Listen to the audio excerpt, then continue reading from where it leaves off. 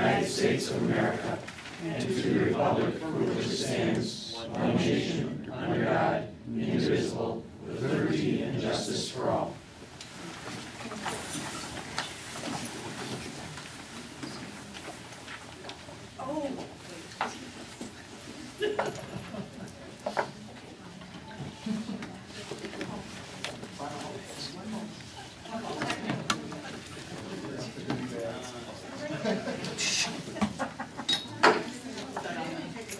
Childers. Collins. Here. Lee. Owen. Here. Sullivan. Bessler. McGrath. Here. All right, first on the agenda are 207's Best Award for Technology Leader Innovator. We'll start with May West. Okay, yeah, it's my pleasure to introduce to you Nick Massoff, if you'll stand, please.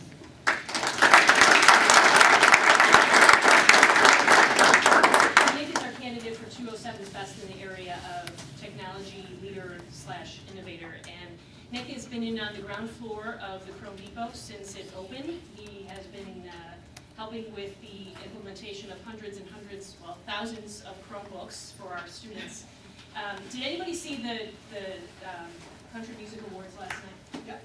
So Chris Stapleton is this new guy who's coming on the scene, and they did this little skit where everybody's trying to take credit for having discovered Chris Stapleton. Same thing is true with Nick. I was watching last night, and I'm like, that's how I feel about Nick. I discovered Nick. And Neil Charlotte, sitting next to him right there, who helped start the Chrome Depot and was our technology manager at Maine West, wrote in his statement about Nick that I discovered Nick in the Chrome Depot. So everybody takes credit. Dex takes credit for having taught him everything he knows. And so it's just Hank was taking credit before takes you credit for having discovered this. And Jason Klein, our new person, is here. He'd like to take some He'd like to credit. take yes. Because Nick is just a wonderful student. In the field of technology, it's just an unmatched student here. When I told Nick that he had won this award, his genuine excitement and that smile just radiated the room. He's such a neat kid. And one of the things he told me was that when he was in 5th grade or 6th grade, he wanted to be smarter than his dad at something. Because Dad is incredibly smart, and so Nick just said, I want to be better at him than something by my freshman year. So he set forth in 5th or 6th grade to learn more than his dad in technology, and Nick says that he surpassed him his freshman year. I don't know if Dad would agree. So with that kind of determination, you can tell what kind of a student Nick is. He's just done an incredible job with us. He said he got his one of his biggest stepping points for him was taking a trip with Mr. Charlotte to do an audio job someplace else and learning how that worked for a presentation. Nick has presented to the superintendent's community advisory council on the Chrome Depots when they first started. And he's just had the wonderful opportunity to stand up in front of adults, teachers, kids, and just make a difference in anything technology related. And one of the neatest things that comes along with Nick is that he can explain it in a way that anybody can understand. So I can understand when he talks technology, because he doesn't talk jargon to me, but he can talk the jargon with technology users. So one of the things that Mr. Charlotte said about him was, I recruited Nick, I think that's not true, but I recruited Nick to serve as a member of our student-led technology help desk team when he was a freshman. And in that role, Nick was charged with not only providing customer service and support to students, but to staff as well. Over the last 4 years, he has served in this role with great pride and utmost willingness to assist his peers and staff with their technology needs. When students walk into Chrome Depot, they look for Nick, because Nick knows everything. Mr. Jimenez, who works with Nick in the Chrome Depot, says Nick is the longest-serving member of our Tech Genius program. He has been involved as a Tech Genius all 4 years of high school and has spent 3 summers working to prepare the district technology for the next school year. He's been an integral factor in the preparation and distribution of our Chromebooks in the past 3 years. And part of what makes Nick so special is the way he is able to interact with his peers and the staff in a very kind and mature way with that great smile that he has. He volunteers his mornings, his afternoons, his free periods. He's in there as much as he can just to help out our students. And then finally Mr. Rocknich Dex says, Nick has been a huge part of the Chrome Depot here at Maine West. Nearly every morning he's here at 7 a.m. with a smile on his face, ready to help start the day. Nick comes to help out many times, even when he's not on duty. He's beyond his years in maturity and is always friendly and helpful to the students and staff that come by the Chrome Depot each day. Nick has said that his experiences in the Chrome Depot have changed every aspect of his life, especially in the areas of leadership and maturity and just growing as a student. So not only has he given us a whole bunch back to Maine West, he's taken a whole lot and turned into the mature young leader that he is at Maine West, and we absolutely love him. So Nick, congratulations on being a technology innovator at Maine West. You are our 207's best. Thank you.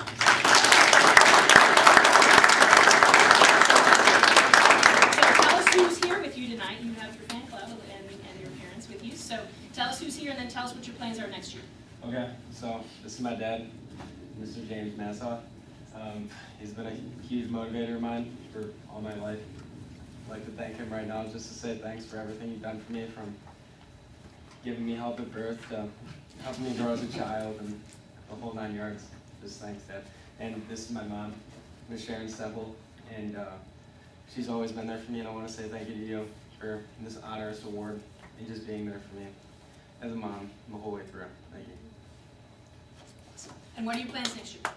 I plan to either go away to college. I'm still undecided for college, but as of right now, I want to go to either University of Wisconsin-Oshkosh or Northern Illinois University. Congrats. Come on up. Come on up. Thank you, sir. Appreciate it. Thank you, sir. You are a trailblazer. And 20 years from now, we'll talk about the first group of techniques that came through, and that'll be you. Congratulations.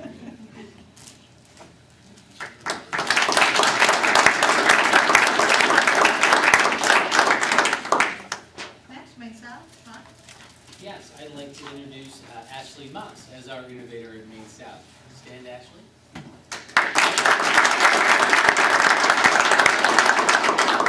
So Ashley is truly a solid student from top to bottom of Maine South, who's involved in a ton of different things, maybe a little bit more traditional. She's a member of the President's Club, Student Council, Photo Club, Stage Crew, Hawk Pride leader, but uniquely, her innovation has come in the area of art, digital imaging. And so, as naive as I am, and I know I've had a lot of conversations like this where people hear digital imaging and they're like, oh yeah, like an iPhone or Photoshop and things like that. But it's so much more. I learned through the art department and through speaking with Ashley.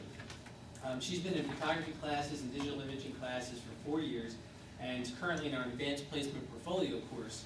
One of the few students who are actually in an AP art course this year, putting a portfolio together. She's really grown artistically, personally, and academically into an outstanding young artist and innovator. She has an active imagination and persistent work ethic, and Ashley strives for perfection in her work and is always creating and coming up with new and original ideas. Ashley does not limit herself to the constraints of one medium. Working with photography software, she creates beautiful images that are both stunning and unique, only she doesn't stop there. Ashley challenges the conventions of a typical photography and digital imaging student, incorporating unique output techniques and media into her finished works. Now, these are things I don't understand, which isn't really saying much. There's a lot I don't understand. Through experimentation with LaserTran inkjet water slide paper and laser printer transfer paper, she's created a mixed media assemblages for her AP 2D design portfolio.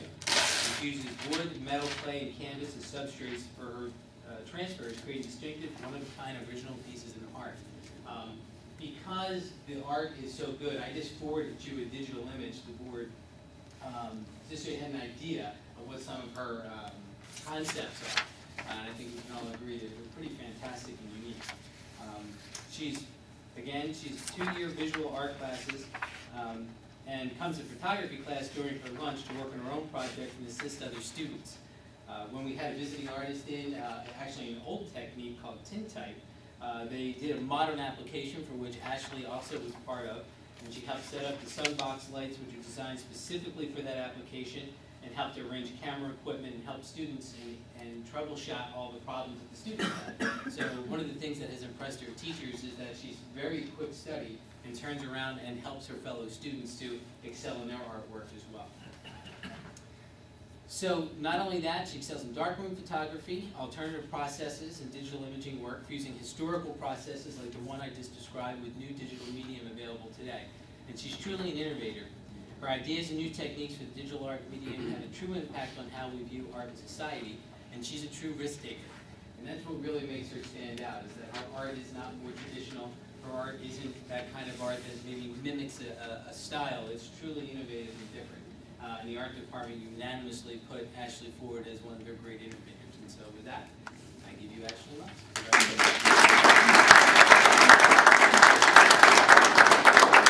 And so what are your plans for the future, Ashley? Next year, I'm going to Western Illinois University, and I'm going to study psychology, and I hope to take that into a career with art therapy. Fantastic.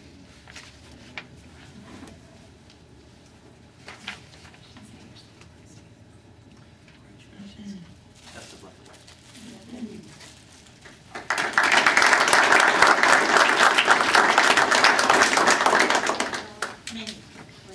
Hi, everybody. I am pleased to introduce to you Mr. Josh Sykes.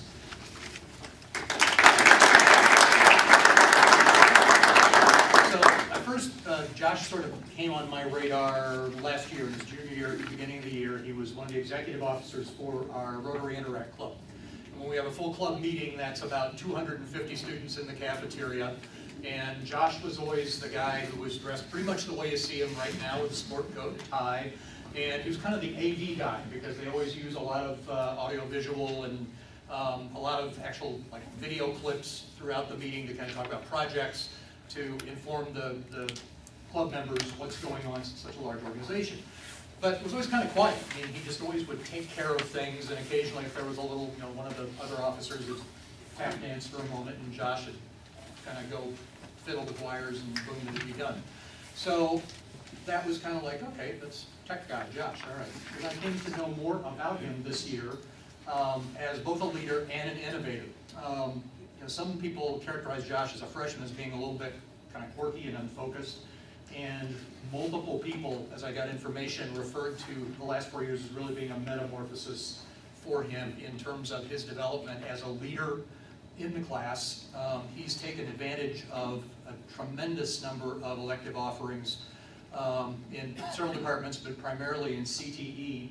And when talking to incoming 8th graders and parents, really talked about the fact that his involvement in the elective areas have really been life-changing for him in terms of giving him a path and something he's moving toward. In terms of his classwork, he has taken or is currently taking AP Computer Science A, doing an independent study in computer programming for game development. He's taken A+ Computer Repair, Network Plus, Linux, Computer Programming, Intro to Business, Introduction to Engineering Design, College Accounting Accelerated, AP Macroeconomics, and Virtual Enterprise International, of which he is this year the CEO. So Virtual Enterprise International, VEI, is virtual business. So they have to come up with the concept, they pitch it, they then determine who the officers of the company corporation are going to be, who the divisions are, that sort of thing. So as the CEO, he is responsible for, he oversees 5 departments, 32 employees, maintains a workplace environment, classroom setting, presents and pitches for the company at competitive events and conferences, and he's a Scrum Master, which means basically it's a business thing where, as I understand it, one person who really is the lead person for that particular project pretty much does the condensed talking for just a few minutes, everybody else listens and you go. So it's not a time-suck meeting, it's a very focused sort of thing. And clearly these are all skills that are going to serve him very well in any number of directions he may go. Additional to all the coursework he's taken, as I mentioned, he's an executive officer in our Interact chapter Rotary. He's been a leader in the Chrome Depot as well, as one of our tech geniuses, and is the president of that organization.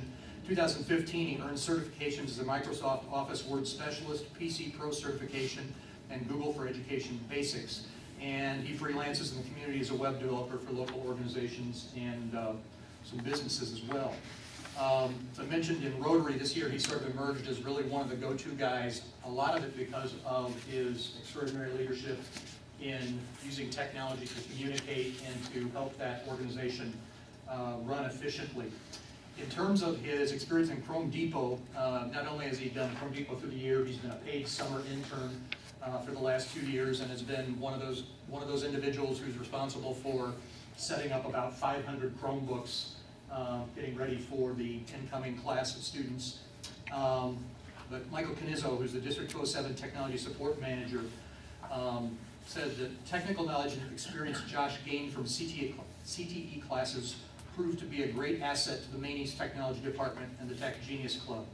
As a Chrome Depot intern, Josh's computer skills have helped countless students. Over the summer as a paid summer intern, Josh has demonstrated that he is capable of challenging technical tasks such as helping prepare the Chromebooks for distribution, readying classroom technology for a new school year.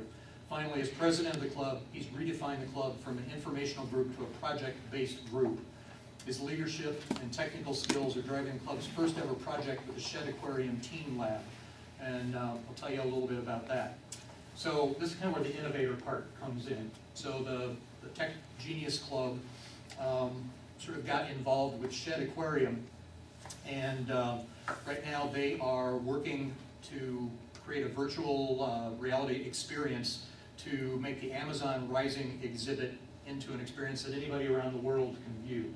So my understanding is they have figured out kind of how they're retrofitting Kodak, specialized 360-degree camera from Kodak, and they're editing the software, hacking I guess essentially, that also comes from Kodak, so that the video will be shot on a choose-your-own-adventure way, meaning that in the intro to the video, a host will explain how to navigate the series. Then the user will be prompted with menu options. Each option will link to a 360-degree video of a habitat at the shed. And in the 360-degree video, 2 actors will explain the habitat in interview format. And Josh and the rest of the Tech Genius team have been working throughout the school year on the project. There are multiple deadlines, I think, that have been met over spring break, and they're really in crunch time.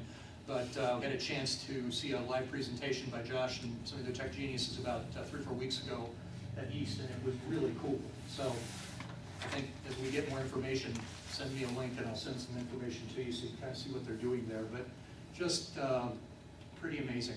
When you talk to him, you feel kind of like you're talking, kind of an old soul, you feel like you're talking to somebody who's got a lot of life experience.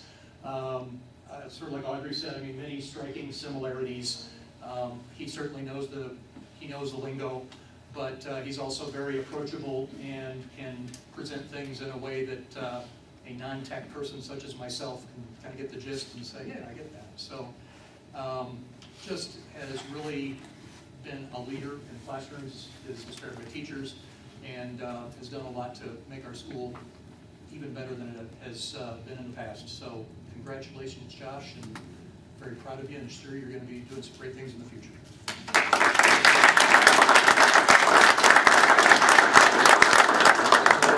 Who's here with you tonight? My mom's here. I'm of course thankful for everything she does at home for me and the way that she supports me. My brother's over there to the left filming. He's a computer programmer in the city, and I look up to him. I'm thankful for the things that he does to push me forward and motivate me to do well in technology. These are the 2 best things. Very good. And what are your plans next year? Loyola or USC to study computer science with a business minor. Very good. Well, congratulations, Josh. Thank you.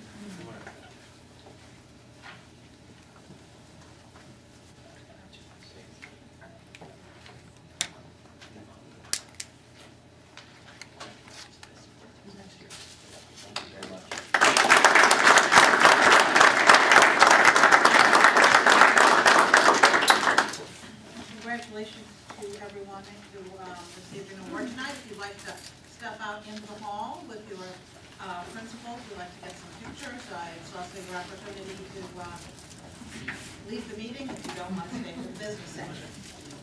Congratulations again. You're free to stay. Have you ever had anyone? Nobody No, else. ever.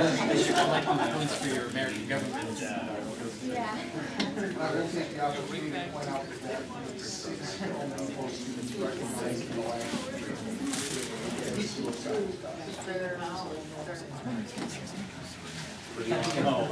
It is pretty cool because he was asking program He met a couple months ago. Okay. I usually talk to him at 6, and then I go to the Well, it's kids that are now reading in schools that typically were not reading in schools. Are there any That's where I public spent comments? my night.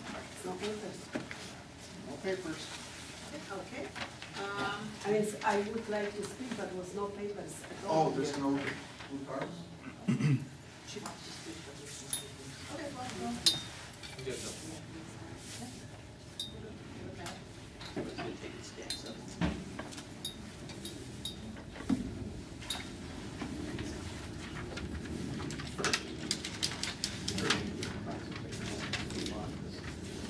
Sign up online.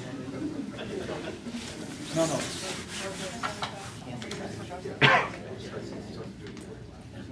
I don't wanna fix that. Self-effacing. Text what you do. Oh.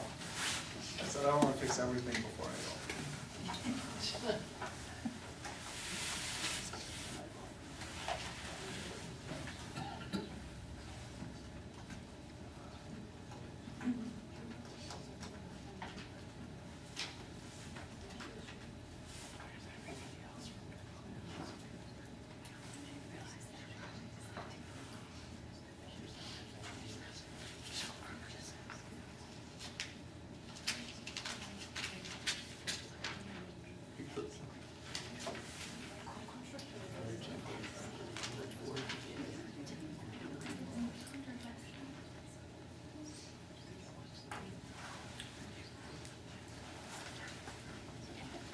Mr.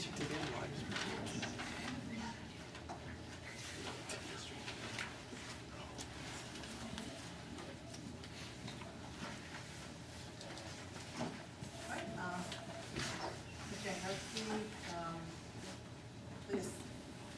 Maria Jankowski, and I spoke a few months ago, for a few months, and I have the questions for both education meeting and also after both education president sent me to Dr. Wallace. Until today, it's April already, and that was in the end of the last calendar year. I didn't receive any answer either from superintendent or either from board of education meeting on my questions which I was asking in a few months. That I wanted just inform you because I'm not gonna wait no more. It's April already. I give for some questions time to answer 6 months, for some 5 or 4. The another questions which I wanted to ask you, which I didn't find in the school policy regarding IEP meeting for the students, especially the students who are sick. Recently, my son was sick from March 2nd to March 28th, and he wasn't at the school. His IEP meeting was scheduled on March 9th, and I was giving the information. My son is at school and going to the emergency surgeries during that month. To postpone meeting and reschedule for April. The District 207 administration, they wasn't agree and they did the meeting without my son and without us present during that meeting. That was very important IEP meeting because it was also included 3 years re-evaluation and he's in the senior years. And I just want to ask you, the parents have the right to postpone the meeting, especially when it's sickness or emergency. And I'm 15 years on the IEP meetings, never happened, just until now with District 207, which they did decided about my son's future, about the classes, about what they're going to do with him without his presence when he was going through the surgeries, and they knew about. So I would like to know somebody from District 207, and I don't care if it's superintendent or president this time, to show me on the policy, where you got a policy, you guys have to do a meeting, or only was that done to Mrs. Jacobs? Thank you.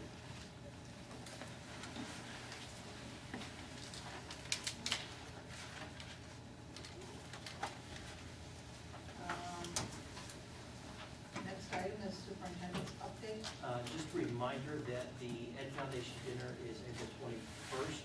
If you haven't got your tickets yet, please do so. And hopefully we'll have another nice event this year. We've got a number of new people leading this year's event, so they'll need a lot of support.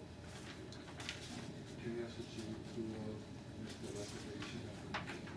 Those reservations we have to make individually. Yeah, there's a link. I'll tell you what, I'll have Jenny send a link out to you. Anything else? Nope. Updates from board members. Okay. Finance committee update from March 17th, Sean? We met March 17th, 5 p.m. All the members are present. We discussed 3 issues, the first of which was the PE uniform bid. The most successful bidder was Ambassador Products. It provides us with a combined uniform price of less than $10, which provides us with a 39.4% savings over the prior cost of school uniforms. Next item was capital outlay discussion. $300,000 is set aside each year on capital outlay. This year, it's specified that we're going to use this money on fine arts and instrument replacement for all 3 schools. Frost Academy is going to use their share of the money to purchase fitness equipment, and 6.7% of the budget is going to be set aside for repairs and replacements of any items. The third item is the Lids Team Sports Contract. Maine West was requesting to enter into a 5-year agreement with Lids Team Sports for Nike apparel. $3,000 will be the first year obligation on this, and then the future years will be based on actual percentage of actual expenditures there. The committee recommended all 3 items for approval by the Board of Education. Thank you. Next, the policy committee. Mary, you also met March 17th? Right, we met right after the policy committee meeting and we discussed, policy on,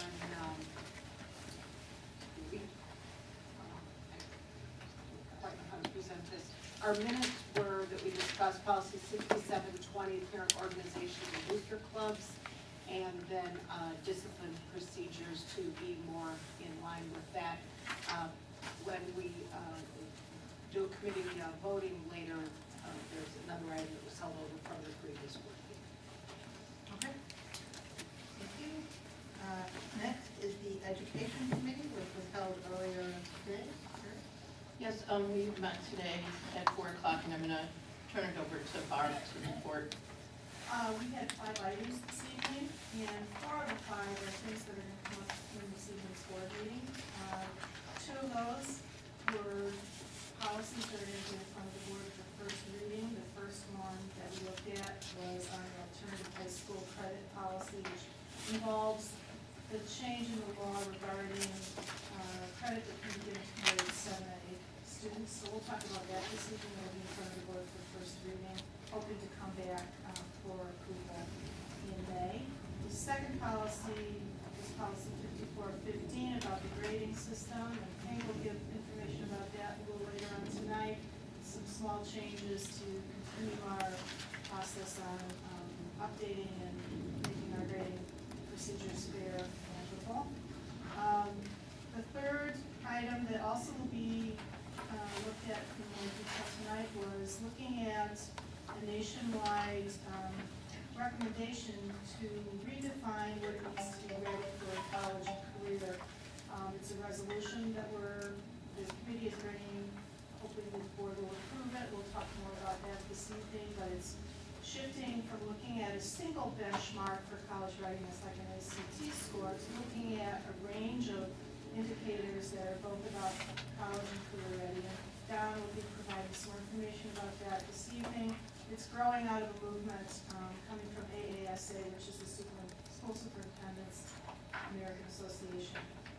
And then another item that will come before the board this evening that's in your packet are some rubrics for our specialist positions for counselors, school psychs, social workers, nurses, growing out of some committee work where each of those groups of specialist positions looked at and revised their existing rubrics that have been in play for their evaluations, refining them, making them more in alignment with the teacher rubrics and between each other to bring the language in alignment. And we're bringing those as informational items this evening. I'll talk a little bit more about that this evening, hoping to bring those back for approval in May. They need to go in front of our teacher rating task force this week as well. And then the last item, which we're not going to talk more about tonight, but was also talked about in committee, was something that relates to one of our items, and that is what are we going to do now that the state is moving away from ACT and going to SAT? So we brought before the committee some things to think about, which are some proposals for shifting from the suite of EPAS and ACT tests to the suite of tests that have to do with SAT, which of course includes the PSAT test, which generates the MMSQT qualifying scores. We have that report in the board packet. There was background language that we looked at in the committee and some proposals for what would it cost the district if we have to bear the cost, what are the different kinds of suites of tests we might go to, could go to. We need to talk about that internally some more, the instructional team and so forth. When we get to a point where we feel like we want to bring the board a proposal, we'll do that. But that was the only item that's not in the board packet that we did talk about in the committee.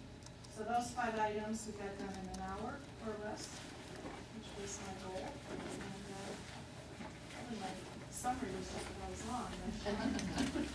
Said nothing. Good body language. I was thinking it.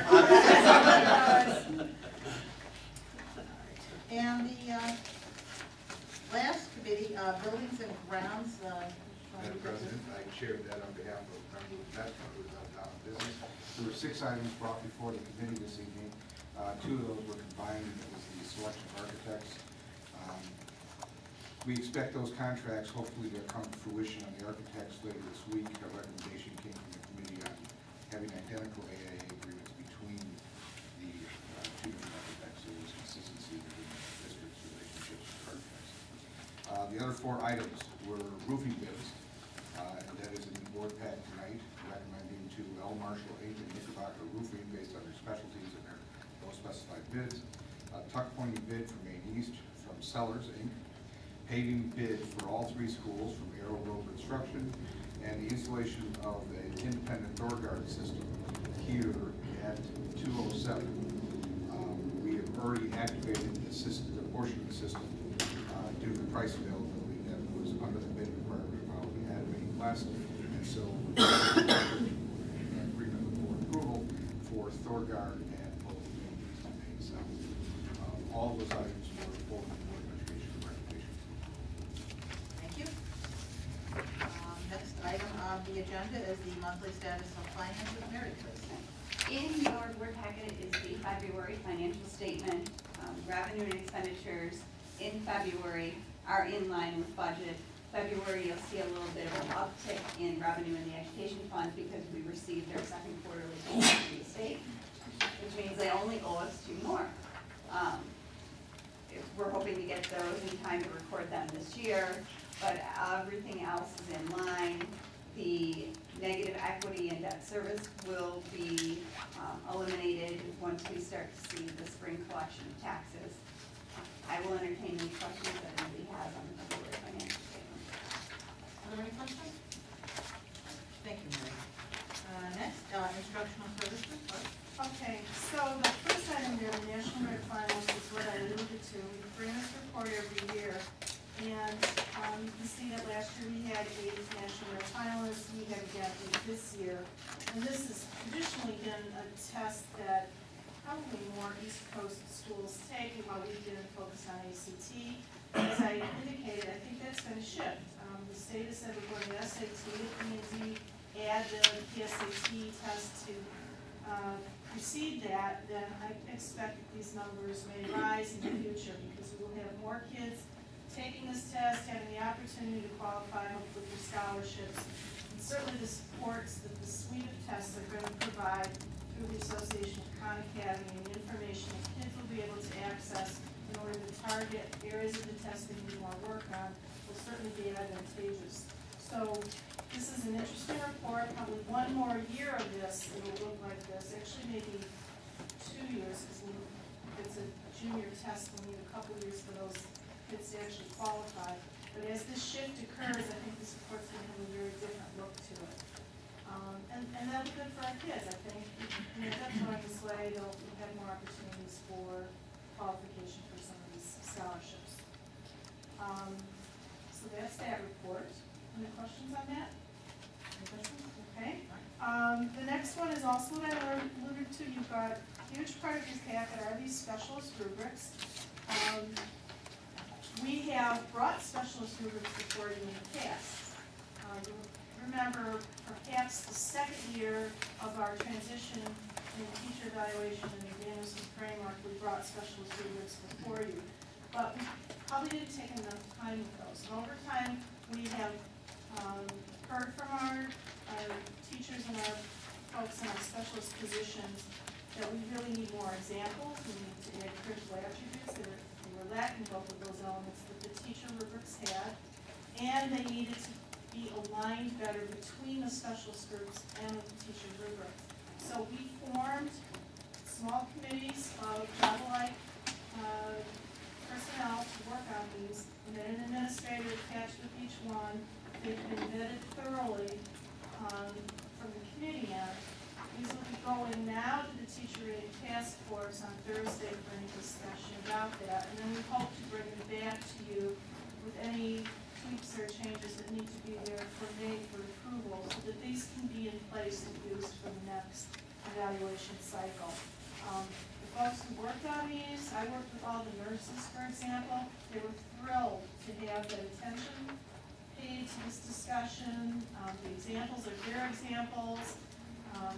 What this is also going to generate is a lot of professional development to help the broader group of counselors, for example, understand the full rubric, and also perhaps to have during institute day time or other professional development time, to have very specific PD that meets their needs that might be driven by aspects of the rubric. This came out in a lot of our discussions in the small groups. So we're excited about this. It's been a lot of work. I would thank everybody involved with it for the hours that we put in. And so right now it's in front of you information only, coming down to your neck, hopefully.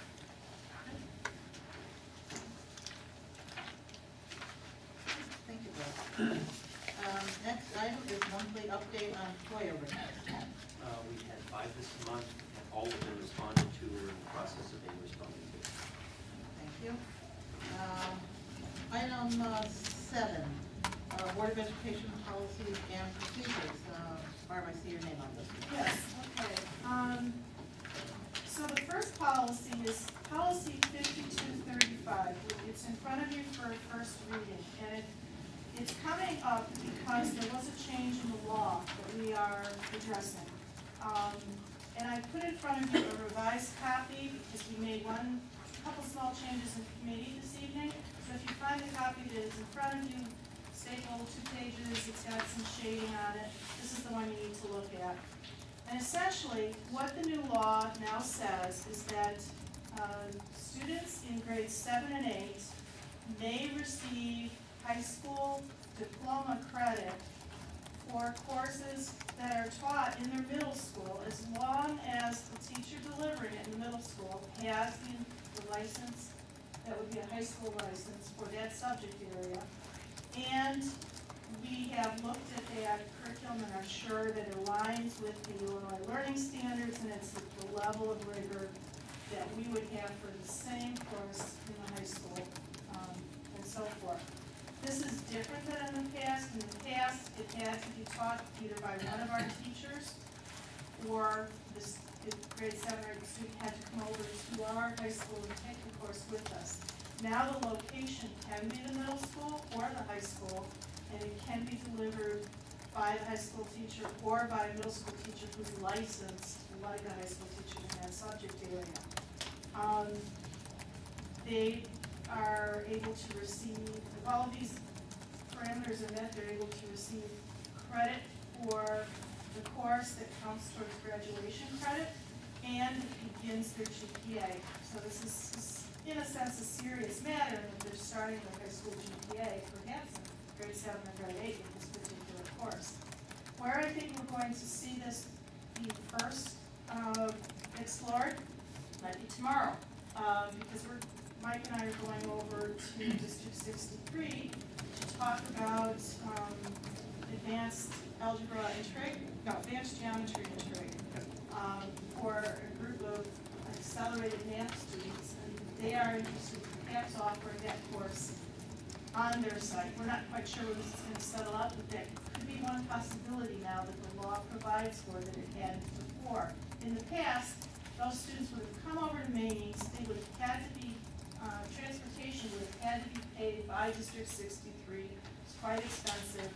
The scheduling was maybe a little difficult, because the kids would be doing their normal middle school schedule, and we have to offer the course when they could get to it. And we'll still try to work with them if that is where they end up with this. We've scheduled in such a manner, it's gonna be at the ends of the day, so it could be at the beginning of the day, but then that chews up a couple of classes for those kids. Right. At the end of the day, they get out so much earlier, it starts to affect whether kids can do extracurriculars and things, but at any rate, we'll see what they're gonna do tomorrow. But, you know, some of the interesting advantages to this are now it begins to perhaps let a student advance more quickly through a sequence of courses and be able to take advanced AP courses or numerous AP courses, or perhaps other courses, elective areas. Perhaps it frees up room later on for internships.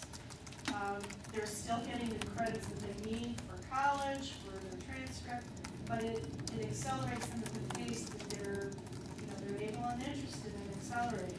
I think it starts to do what we're also looking at for our seniors in taking dual credit courses with Open. These edges between middle school and high school and post-secondary are starting to blur a little bit. And we're able to tailor more to the individual needs and abilities of kids. So this will be an interesting thing to watch. What number of students, quantitative-wise, will be benefiting? You know, it's hard to say. Right now, it's a handful of kids that have come to us and taken it on site. But it could be big. It could be. If you looked at a course like Algebra 1, Yes. where a lot of students currently take it in middle school and don't get any credit, that could be a big number, and that's just in math. I mean, it could be big. So it's kind of an exciting change that's coming to do with the legislature. So do you know at this time if there are teachers in the middle school that are certified? I'm sure there are. I don't know how many at each site, but I have a meeting with the assistant suits, my colleagues in the 3 center districts, to talk about this, and I'm sure that'll come up. You know, we'll probably look at what the capacities that they have are, what the number of students are that might be interested in something like this. And for me, it's also going to be important to have a process in place where, for example, tomorrow's meeting is an example of that. Jill Sweetwood, who's the chair of math, Mike, I are going to go talk with their principal and probably their math teacher or math chair, so that we're sure that whatever we're giving credit for, we're feeling like it's an equivalent experience. And that is also covered by the law and the language. And this language that's being added to the policy here is drawn word for word from the press policy. So we're sure that that's been vetted and is in alignment with the law. And we could have 6 junior highs involved in this process. We Yes, could, that's the hope. yes. And we'll start with our 3, and then I will rope in our other 10 as well. And so those teachers, if they were gonna do it on site in any one of those 6 junior high schools with Iroquois going kindergarten 8. It's grade 7 or 8. Right. What about the teacher's load? A lot of them are teaching class already. But not an isolated advanced algebra. Well, but that's just one example. And in fact, some have been teaching that. The problem has been, there's been a prohibition against giving credit. The students have to come to our facility and take the course with us, even if the middle school teacher was licensed. What this does is lifts that prohibition. Right, but that middle school teacher is teaching something else. When are they available to teach the child taking the advanced class on site at the child's school? Well, there are a lot of them who are already teaching Algebra 1. And so now Algebra 1 could be a course that high school credit could be given for. So there's 25 kids in the class, certain kids are designated to get this high school credit, whereas the other kids in the class aren't going to be, like they're AP type students? No. It could be any student who Meets the standards and gets to a certain grade. if they're in Algebra 1 in 8th grade, let's say, and they pass the course whatever is gonna be, you know, just passing the course or passing the semester exam, they can receive, as long as the teacher is qualified to teach high school, math. Okay, so the math class that's happening in the junior high Right, is already, if that teacher's certified, right, it could already get credit. right, No. that's, They can't, not yet, not yet. they will. What we're talking about. In the future, yes, Yes, yes. in the future they will be. That was the change in the law. Yes. There's a lot of kids that are already taking algebra. Right. They're just not getting credit. Now, you're not getting high school graduation credit. But this law means that once we have a policy in place and we go through these procedures, it means that they can.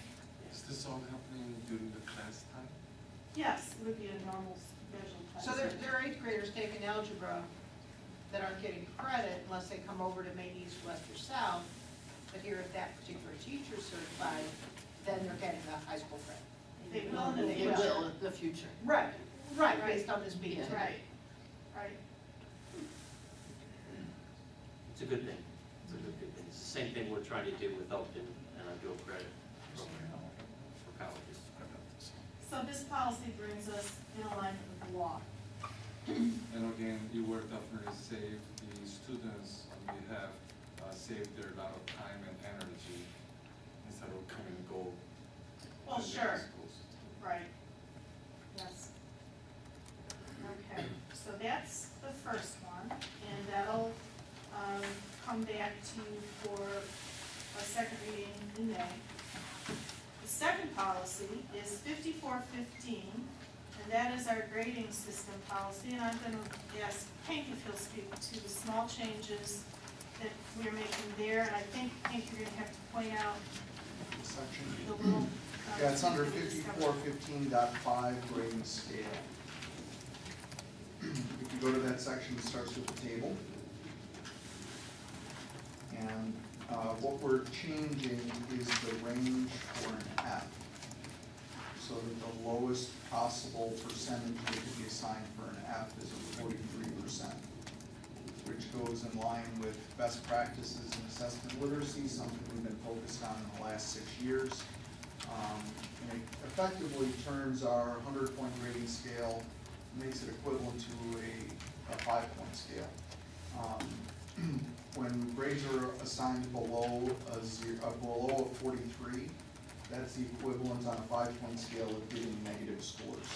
And it makes it very difficult mathematically for students to recover from those low grades on a 100-point scale. So it would set a floor that would be equivalent to 5 degrees down from the top as the floor, the lowest possible F that could be assigned. So that's what's represented in that table. And if you flip over the page to the next side, if you're on the print version, the next part is in bold, point 3. Hank, I don't, in the book, they don't have the corrected one, no, Yeah. that's not it. The one we had at Ed Committee. Yeah, and we in the table, I guess the printed one says 40, and it's actually 43 is the lowest, so we'll correct that for second reading. So just to clarify, that last row, instead of saying 0 to 59, that 53 should read what? Because I don't think there It was. says 43 to 59, and then it says F 59-40. It should say F 59-43 as the range. We caught that, thing that we needed to correct. This evening.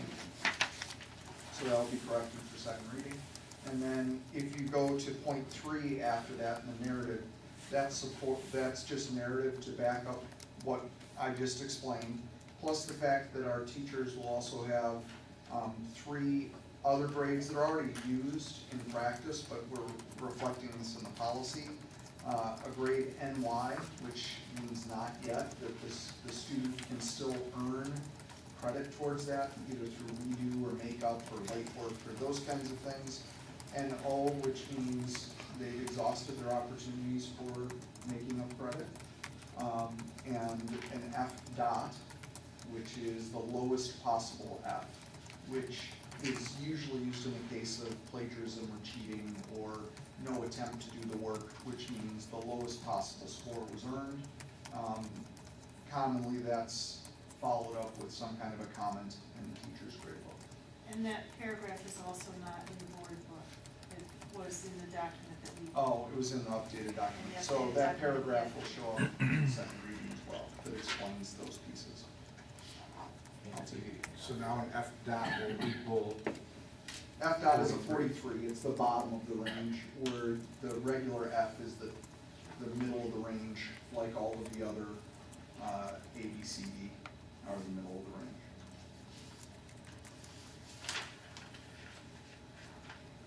Any other questions? And we'll be presenting this to staff on April 19th during a full staff institute And then we'd come back at the May meeting. at the May meeting for final approval. And the final item of policy is discipline and ethics of the code.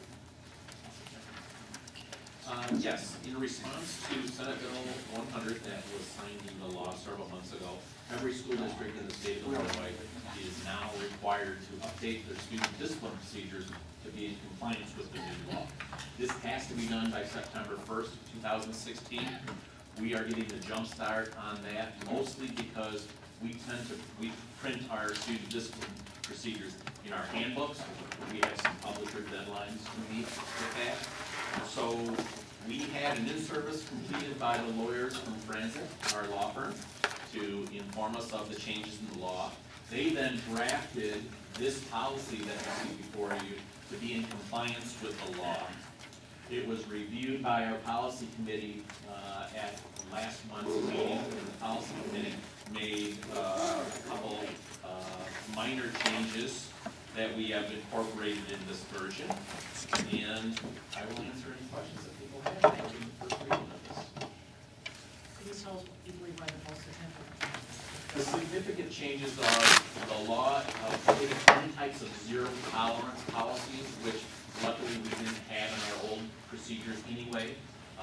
But now there are specific parameters that school administrators must follow if it's going to be a suspension for 1 to 3 days versus 4 days and then versus 5 or more days. And on pages, if you see at the bottom of the page, the ones that begin with 3 and then with 4, on those 2 pages, the numbered items under out-of-school suspensions and the numbered items under expulsions, those are the components of the law that our lawyers have incorporated in the new procedures. So this is kind of like a little playbook for our deans to follow, step by step when determining the types of suspensions and the duration of the suspensions that are going to be, given to students in response to the infraction. Okay, all the kind of things that we've, talked about in the past, where we've read, how we're gonna notify people and those kinds of things, that's where we kept our kind of special take on how we do things to make sure that we're getting the word out to parents appropriately when they're disciplined, and those are all still preserved, we're just updating for the. Not only are they preserved, they're enhanced. Okay, We now have to provide specific reasons why the student's presence in the school poses a danger or a threat.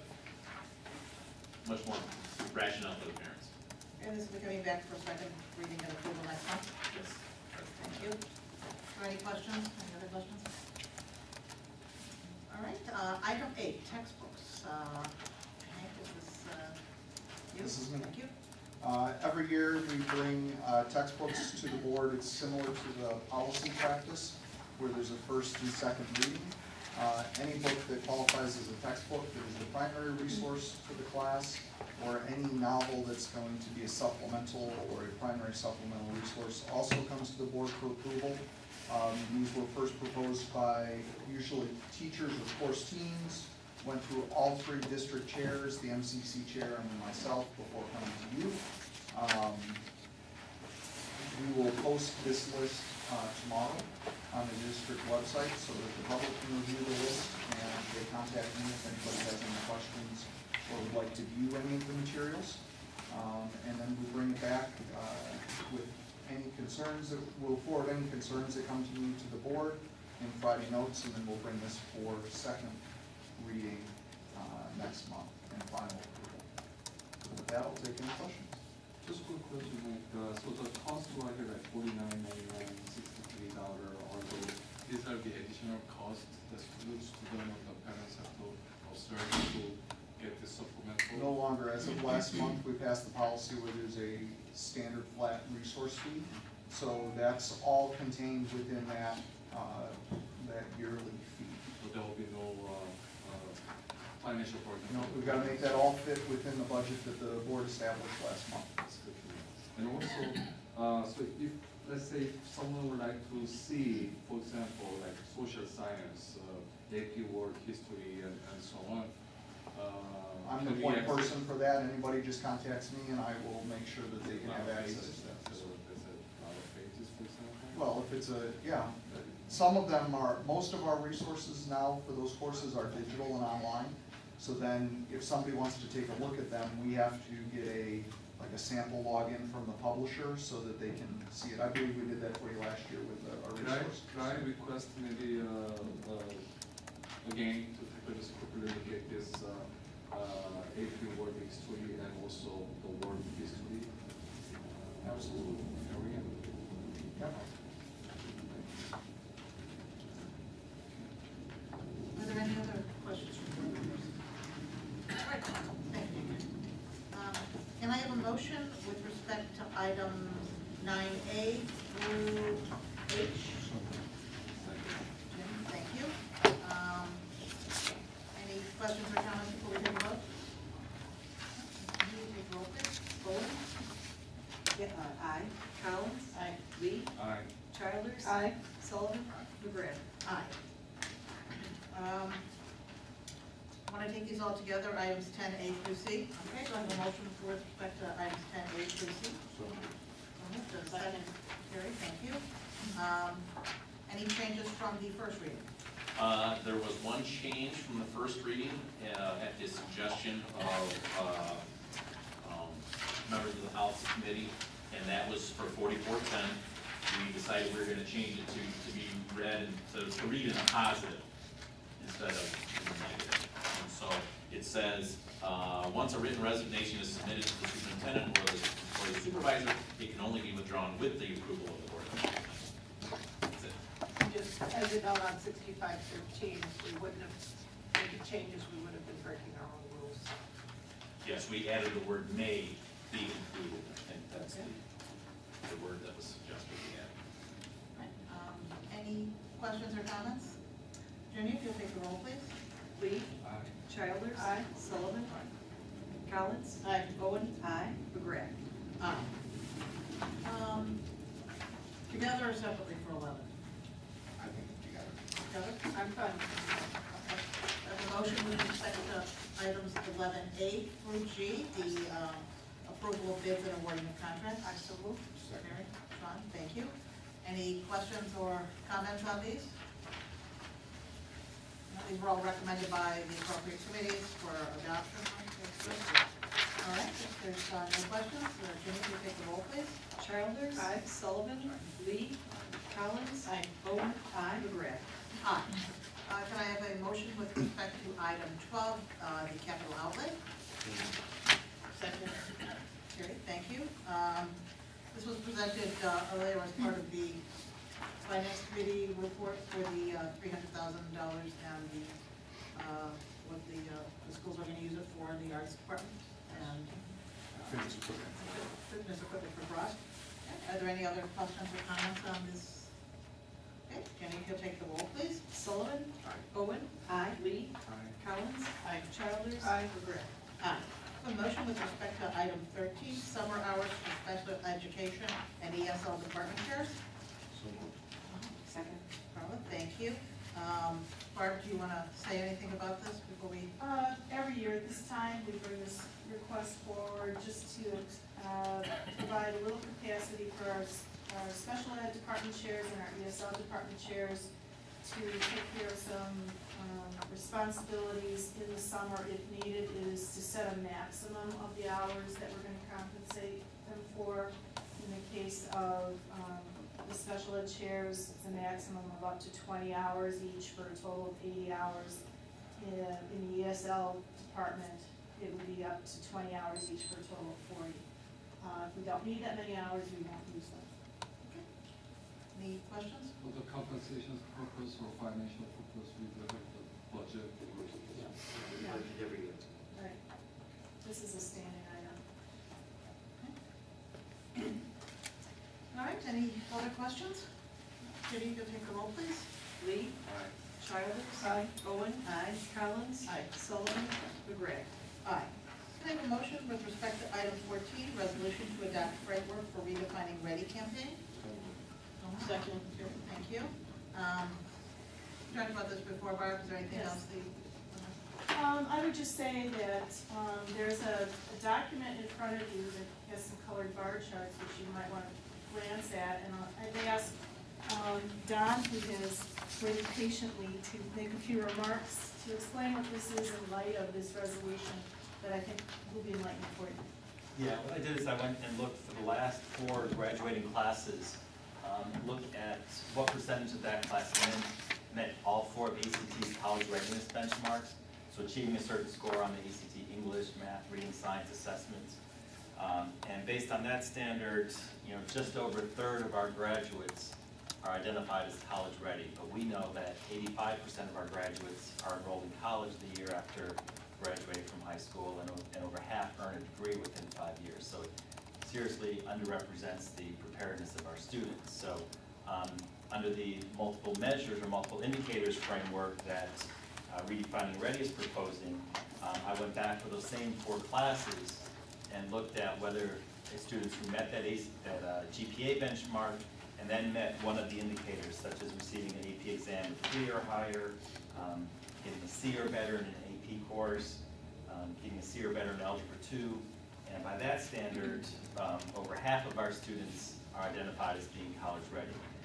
Again, I think it better reflects where our students are, but I still think it underrepresents it. So moving forward, we're going to be looking at other possible indicators rather than only those that are identified by the Redefining Ready group. So we're moving in the right direction, I think. We're looking at multiple measures. This vote is just symbolic. It represents District 207 being an early adopter of this concept nationally. This concept is it already is getting a lot of traction nationally. As Don said, this better reflects the actual experience of our graduates. We track after they graduate high school. Well over half of them end up with a college degree in 5 or 6 years. So this better lines up with our actual experience. And probably will also be a framework that when we bring future board reports forward, we can line up against these indicators. So we've long said we were going to look at revising our benchmarks and making them more realistic. Now we have 2 categories, college-ready indicators, career-ready indicators. And we're going to start probably with next year, bringing a more comprehensive set of indicators that really give a full picture of the graduates that we're producing here. And this also lines up both with our push to grow our AP program, our career credit program, and our college and career counseling program.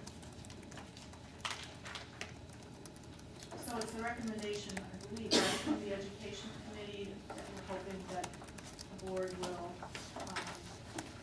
feel comfortable in adopting this resolution. Are there any questions? Hearing none, Jenny, if you take the roll, please. Childers. Collins. Lee. Owen. Sullivan. McGrath. Aye.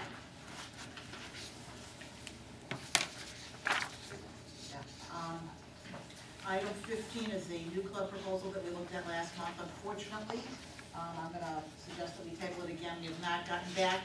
We have sent questions to the group, and the answers are with our lawyers right now. So we just aren't in a position.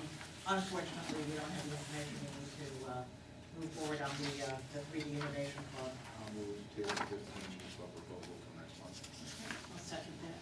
All right, Jenny, please take the roll, please. Lee. Collins. Childers. Sullivan. Owen. McGrath. Aye. Okay, next is is calendar items.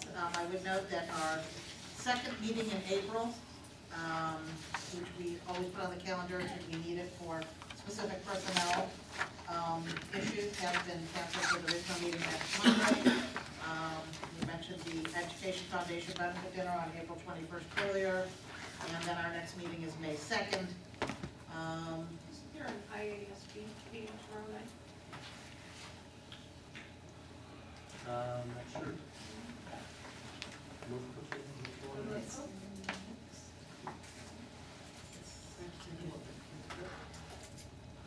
Remember we discussed the fifth, Right, so right. just clarify? Yes. I know I saw a notice on that, but it was available for that. So it is tomorrow? I don't know what we're talking about, right? Okay. So people have signed up for that, we should know it's tomorrow. It's just here. Is everybody okay? I'm curious. Yeah, what's the last one last year? Hope I get some points, Terry. Hope I get to be a mistress board member. Marion, I'm sure you will. We already are. All right, any other calendar items we need to add? Okay, next, Peg, are there any additional cards that you fill out right there? No additional cards? All right, can I have a motion to go into closed session for the review of closed session minutes and for the appointment, employment, compensation, discipline, performance, or dismissal of specific employees? Thank you. Roll. Childers. Aye. Lee. Aye. Bowen. Aye. Sullivan. Collins. Aye. McGrath.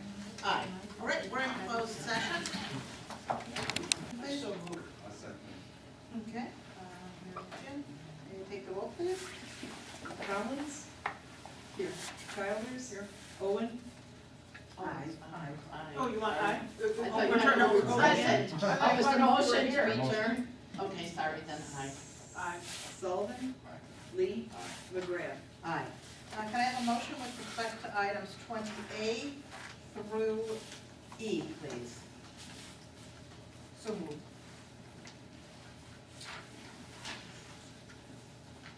I'll second it. Thank you. Jenny, if you take the roll, please?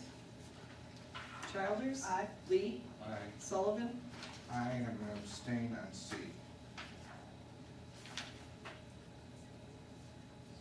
Collins. Aye. Bowen. Aye. McGrath. Aye.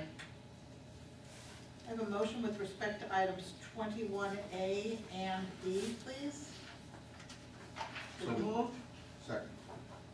Any questions or comments? Jenny, if you'll take the roll, please? Sullivan. Aye. Owen. Aye. Lee. Aye. Collins. Aye. Childers. Aye. McGrath. Aye. Are there any other items? No, and a motion with respect to item 23A, the approval of closed session minutes? So moved. Second. Okay, Jenny, can you take the roll, please? Childers. Aye. Collins. Aye. Lee. Aye. Owen. Aye. Sullivan. McGrath. Aye. There are no other closed session items, so have a motion to adjourn. So moved. Second. All in favor? Aye. Thank you.